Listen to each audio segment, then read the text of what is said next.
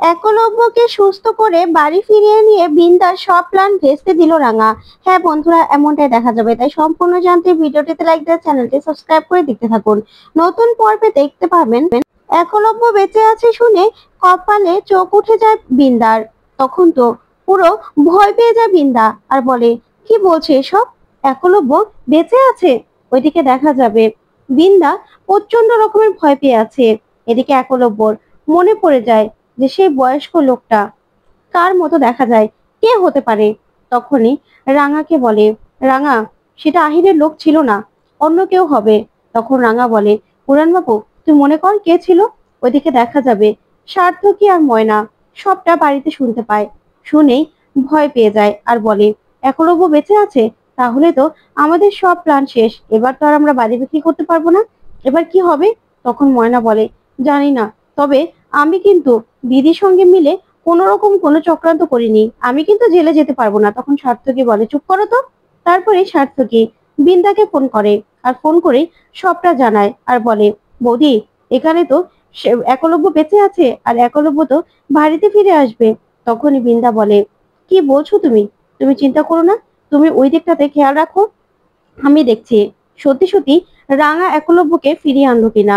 তারপরেই দেখা যাবে বিন্দা সার্থকীকে আরো বলে, সবার দিকে নজর রাখো, কে কোথায় যাচ্ছে সব খবর রাখো। আমি আমি এদিকটাতে দেখছি, কিছুতেই একলব্য ফিরে আসতে পারে না। একলব্য কোথা থেকে ফিরে আসবে? একলব্য তো মরে গেছে। তখন সার্থকী বলে, না বৌদি, আমি তো বুঝতে পারছি না কিছু। তারপরে দেখা যাবে সার্থকী ফোনটা রাখলি ময়না বলে, আমার না অনেক ভয় করছে গো, এবার কি হবে? তখন সার্থকী বলে, চুপ করবে তুমি। ওইদিকে দেখা যাবে বিন্দা বিন্দা উৎপলকে ফোন করে আর উৎপলকে ফোন করে বলে, উৎপল, একলব্য বেঁচে গেল কি করে? তাহলে কি তুমি ওই কেমিক্যালটা একলব্য শরীরে ঢুকিয়ে দিতে পারোনি? তখন উৎপল বলে, হ্যাঁ, আমি তো ওর শরীরে সুচটা ফুটিয়ে দিয়েছিলাম। ওইদিকে দেখা যাবে বিন্দা হসপিটালে যায়। তখনই একলব্যর সঙ্গে দেখা হয়।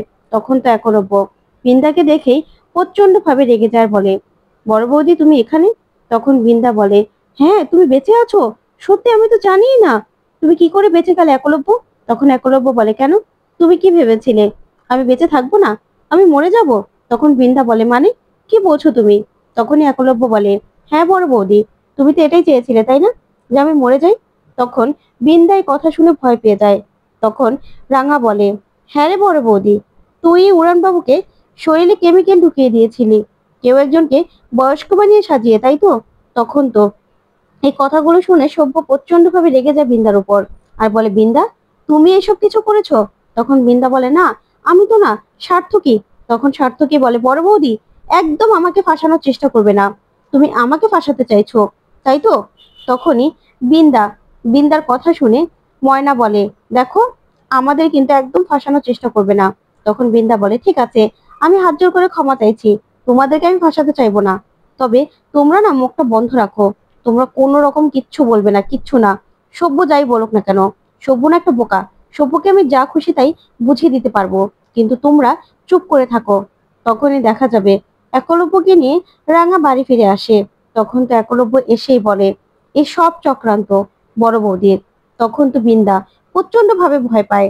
তখন রাঙা বলে, তুই কি ভেবেছিলি বড় বৌদি, যে এই বাড়িটা আবারও বিক্রির ব্যবস্থা করে তুই তুই এই বাড়িটা দখল করবি, তাই তো? সেই জন্য তোর সাজানো লোক এই বাড়িতে বাড়িটা কিনতে এসেছিল। তখন তো বিন্দা ভয় পেয়ে বলে, কে বলেছে তোমাকে রাঙা, কে বলেছে তুই সব সময় আমার পিছনে কেন লেগে থাকিস রাঙা, কেন? তখন রাঙা বলে, একদম চুপ, কোনো একটা কথা বলবি না তুই। তখন তো বিন্দা বিন্দা অবাক হয়ে সার্থকের দিকে তাকিয়ে থাকে। তো বন্ধুরা, সত্যি যদি এরকমটা হয়, তোমাদের কাছে কেমন লাগবে অবশ্যই কমেন্ট করে জানাতে ভুলবে না। পরবর্তী আপডেট পেতে অবশ্যই চ্যানেলটি সাবস্ক্রাইব করবে। ধন্যবাদ।